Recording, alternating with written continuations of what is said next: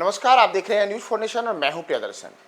इस बार बिहार के 4 विधानसभा क्षेत्रों में 13 नवंबर को उपचुनाव के लिए वोट डाले जाएंगे, जिसमें एक सीट है बेलागंज की सीट। वही बेलागंज की सीट जहां से वर्ष 1990 से लगातार सुरेंद्र यादव का दबदबा रहा है और 8 बार यहां से विधायक रह चुके हैं। इस बार के लोकसभा चुनाव में जहानाबाद संसदीय सीट से सुरेंद्र यादव ने जीत हासिल की और अब वहां विधानसभा के उपचुनाव हो रहे हैं।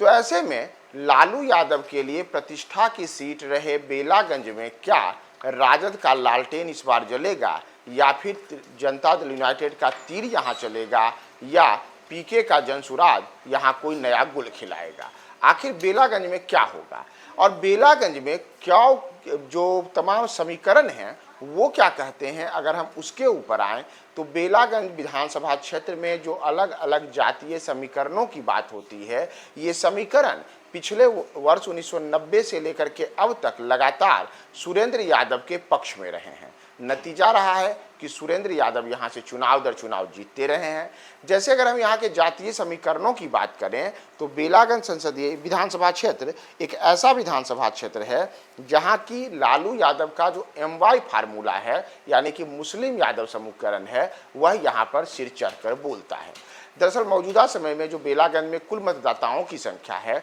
वह संख्या करीब 2,87,000 है और इसमें अगर सर्वाधिक मतदाता की हम बात करें तो यादव समुदाय के मतदाता करीब 70,000 बताए जाते हैं, जबकि दूसरे नंबर पर मुस्लिम वोटर्स हैं जिनकी संख्या करीब 62,000 है। तो 70,000 यादव और 62,000 मुसलमान, ये दो ऐसी संख्या होती है जिसके बदौलत एक बड़े स्तर पर वोटों को अपनी ओर खींचने में लालू यादव के कैंडिडेट हमेशा से यहाँ सफल रहे हैं और सुरेंद्र यादव वर्ष 1990 से करीब करीब इसी फार्मूले पर यहाँ चुनाव जीतते आए हैं। लेकिन इसके अतिरिक्त अगर हम अन्य जातियों की अगर बात करें तो यहाँ पे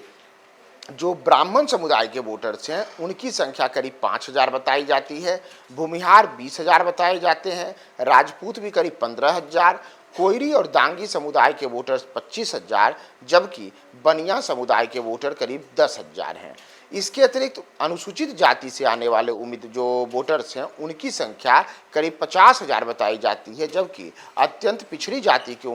वोटर्स 10,000 और अन्य पिछड़ी जाति के वोटर्स 20,000 की संख्या में हैं। तो बिहार में जाति की खेल के बिना कोई भी अपनी राजनीति को आगे नहीं बढ़ा सकता है। बेलागंज में भी यही होना तय है। तो बेलागंज में ये जो तमाम जातीय समीकरण है, इसको साधने के लिए अब तमाम राजनीतिक दल अपने अपने स्तर से जोर लगा रहे हैं। जैसे अगर हम बात करें जनसुराज की, तो जनसुराज ने यहाँ प्रोफेसर खिलाफत हुसैन को चुनाव मैदान में उम्मीदवार बना करके राष्ट्रीय जनता दल की नींद उड़ा दी है। दरअसल जिस 62,000 मुस्लिम वोटर्स की बात हमने अभी की, ये 62,000 मुस्लिम वोटर्स अब तक माना जाता था कि लालू यादव के पीठ के पीछे खड़े रहते थे, लेकिन प्रशांत किशोर ने काफ़ी सोची समझी रणनीति के तहत प्रोफेसर खिलाफत हुसैन को उम्मीदवार बना करके इसी वोट बैंक में सेंधमारी करने की कोशिश की है और इससे स्वाभाविक है कि सबसे बड़ा झटका सुरेंद्र यादव को लग सकता है, क्योंकि माना जा रहा है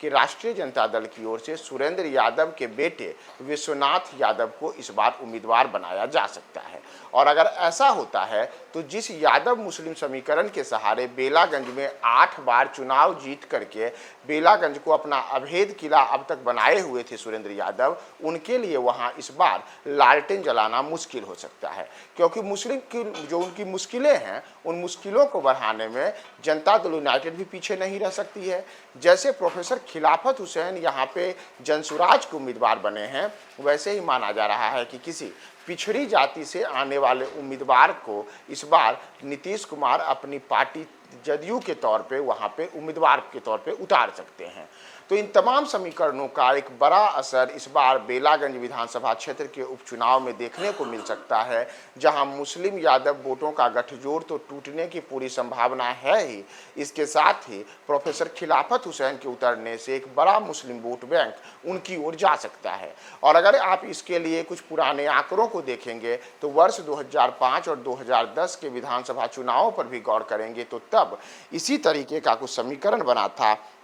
और उस समीकरण में तब मोहम्मद अमजद वर्ष 2005 के चुनाव में लोजपा प्रत्याशी के तौर पर जब बेलागंज में चुनाव मैदान में उतरे थे तो उन्होंने बड़ी कड़ी टक्कर सुरेंद्र यादव को दी थी। और जब वर्ष 2010 में वही मोहम्मद अमजद जदयू के कैंडिडेट के तौर पर चुनाव मैदान में उतरे तो स्थिति हुई कि जहां सुरेंद्र यादव 52,079 वोट ला पाए, वहीं मोहम्मद अमजद के खाते में 48,441 वोट आए, यानी कि बड़े ही कम वोटों के अंतर से सुरेंद्र यादव ने जीत हासिल की थी। तो ऐसे में माना जा रहा है कि इस बार भी अगर मुकाबला कुछ उसी पैटर्न पर होता है तो जहां मुस्लिम यादव वोटों का बिखराव होगा तो इससे बेलागंज में जो रणनीति है लालू यादव की, सुरेंद्र यादव की, उसमें पीके भी सेंधमारी करने में सफल हो सकते हैं। और दूसरी ओर नीतीश कुमार की पार्टी जदयू भी यहाँ पे कोई बड़ा खुल खिला सकती है। तो जातीय समीकरणों के सहारे अपनी अपनी राजनीति को साधने में लगे तमाम राजनीतिक दलों के लिए अब बेलागंज एक ऐसा प्रश्न है जिस प्रश्न का हल करने के लिए वहाँ पे अब जदयू के उम्मीदवार पर नज़र होगी कि जदयू यहाँ किसे उम्मीदवार बनाती है और उसके बाद वोटों का समीकरण किस ओर जाता है। तो बेलागंज के तमाम हम आपको अपडेट्स बताएंगे। बने रहें न्यूज़ 4 नेशन के साथ।